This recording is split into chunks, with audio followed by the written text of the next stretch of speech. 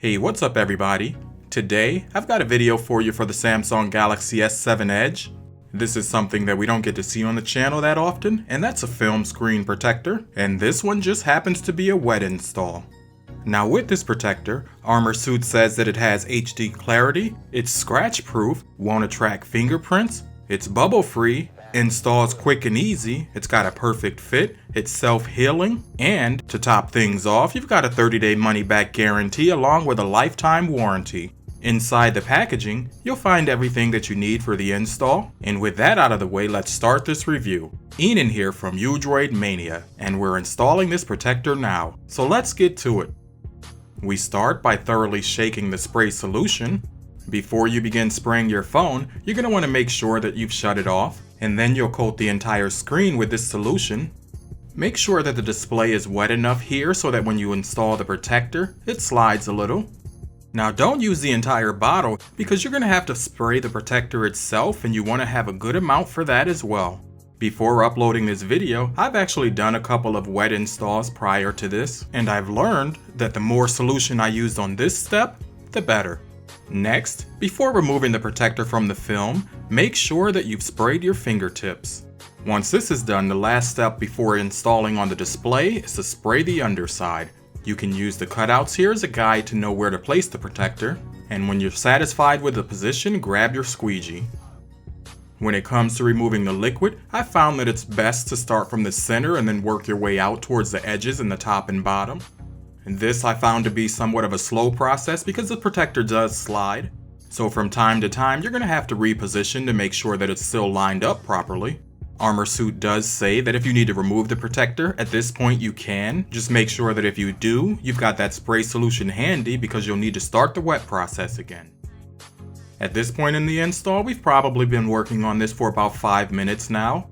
Armorsuit says that the install is quick and easy, but I'd say the jury's still out on that. As you can see, I'm still working to remove all the excess liquid, and as a side but very important note, you're not to press the edges down at this point. When all the liquid from the center has been removed, we need to let the phone rest for about 15 minutes, because this is when the initial bonding takes place. Trust me, if you try pressing the edges down now, they're not going to stick.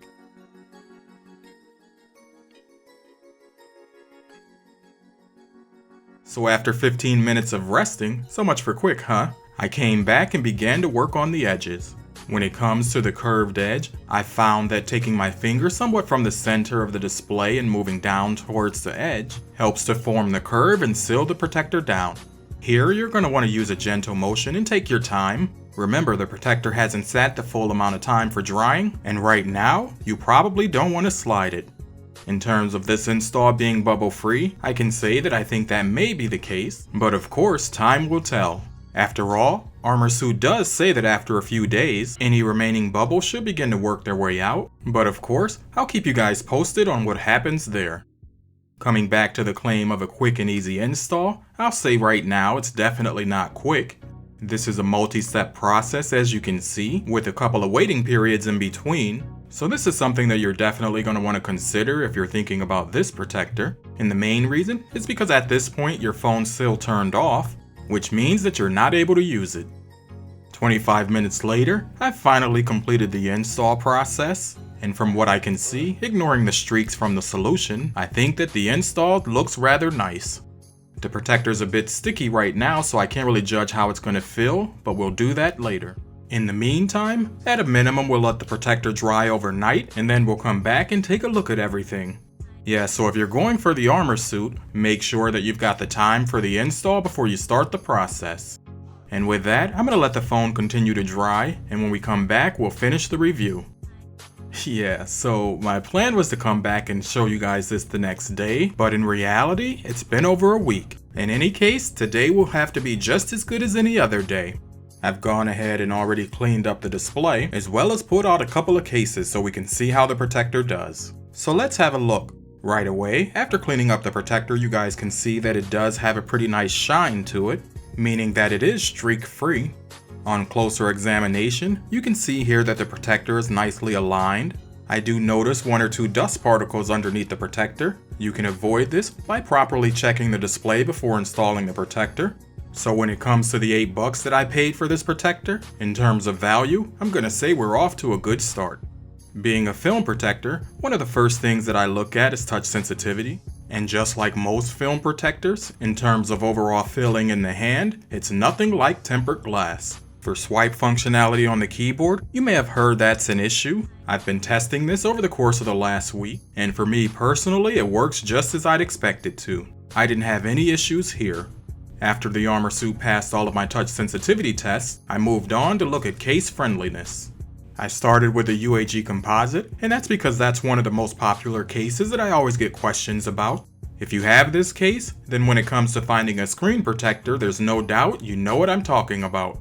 Just as you can see here, this is a tight-fitting case, and just as with all the other protectors that I've tried, this case pushes up on the edges of the protector, which causes it to lift. So when it comes to Armorsuit and UAG, it's a no-go. As I'm examining this case, I find it funny that it's lifting at the antenna lines on the top and bottom.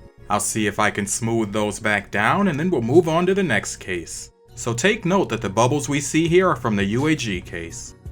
Next up, I've got another popular case that I know I'm going to get questions about, and that's the Spigen Neo Hybrid. As you can see, these are the bubbles from the UAG case, so I spent a little bit of time off camera trying to work those out, and now as you can see, it looks pretty good. When it comes to the Neo Hybrid, as you know, this is also a tight-fitting case. It doesn't work with very many tempered glass screen protectors, but if you're thinking about going with a film protector, then the Armorsuit may be the one. If I had installed this case first, I think the screen protector would have remained in perfect condition, so I'm saying this case is a go. Next up, we have a case that you guys haven't seen on the channel, and this one's made by Samsung. It's called the S7 Edge Protective Cover, and it's a thin case. It was designed specifically to work with the S7 Edge, and as you can see here, it pairs perfectly fine with the Armorsuit protector. Next up, we've got another case that you haven't seen for review on the channel just yet. This one's by Body Glove. It's a two-piece case that's more protective in nature. It does kinda have a tight fit, but I couldn't find any issues. Along the top and bottom, as well as the edges of the case, the protector stays intact. Next, I've got another two-piece case, and this one's by Caseology. It's part of the Skyfall series. And this was another case, in my opinion, that proved difficult to pair with a screen protector, but after trying it with the Armorsuit, I found this one to also be another nice fit. I've got a couple of more cases here, and the theme seems to be pretty much the same. When I install the cases with the protector, they go on with ease, which is important.